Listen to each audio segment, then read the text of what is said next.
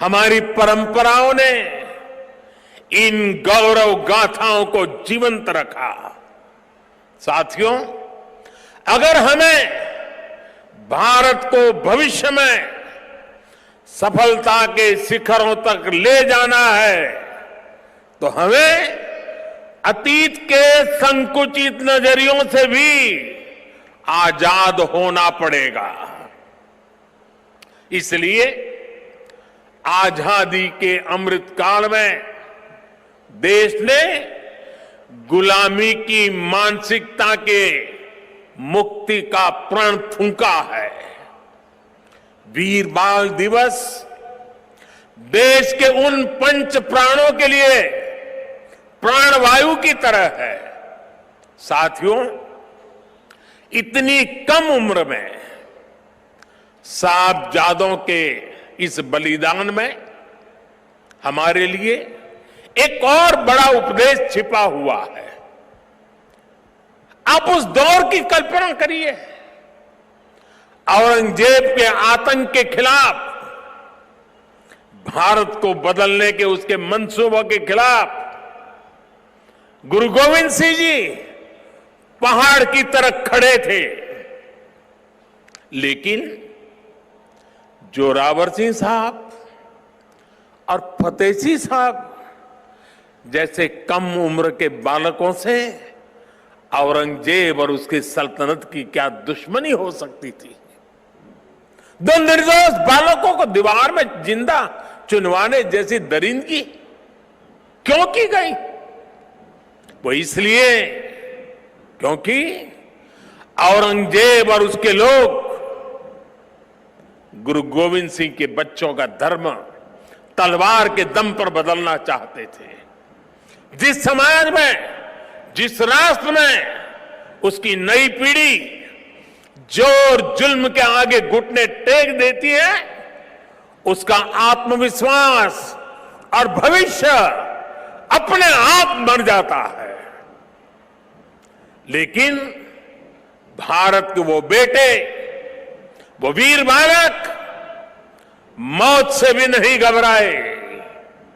वो दीवार में जिंदा चुन गए, लेकिन उन्होंने उन आतताई मंसूबों को हमेशा के लिए दफन कर दिया। यही किसी भी राष्ट्र के समर्थ युवा का सामर्थ्य होता है। युवा अपने साहस से समय की धारा को हमेशा के लिए मोड़ देता है। इसी संकल्प शक्ति के साथ आज भारत की युवा पीढ़ी भी देश को नई ऊंचाई पर ले जाने के लिए निकल पड़ी है। और इसलिए अब 26 दिसंबर को वीर बाल दिवस की भूमिका और भी अहम हो गई है। साथियों, सिख गुरु परंपरा केवल आस्था और आध्यात्म की परंपरा नहीं है, ये एक भारत श्रेष्ठ भारत के विचार का भी प्रेरणा पुंज है।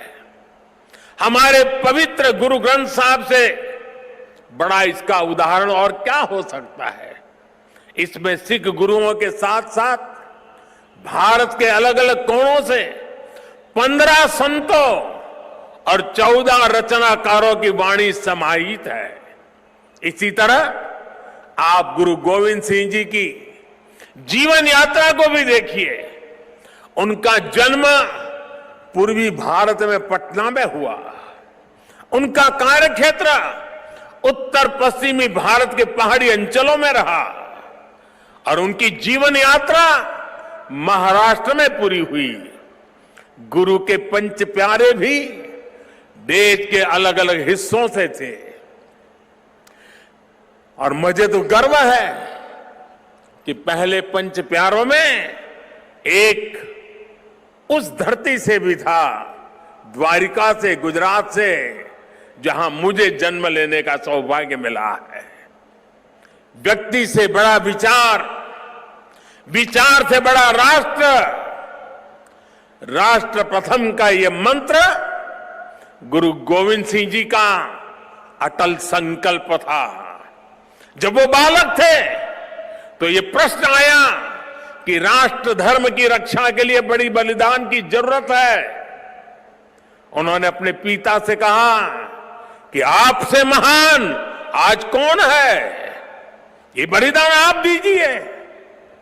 जब वो पिता बने तो उसी तत्परता से उन्होंने अपने बेटों को भी राष्ट्र धर्म के लिए बलिदान करने में संकोच नहीं किया।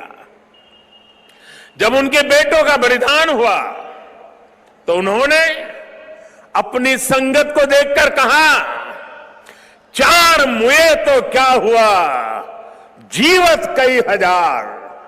अर्थात मेरे 4 बेटे मर गए तो क्या हुआ, संगत के कई हजार साथी, हजारों देशवासी मेरे बेटे ही है।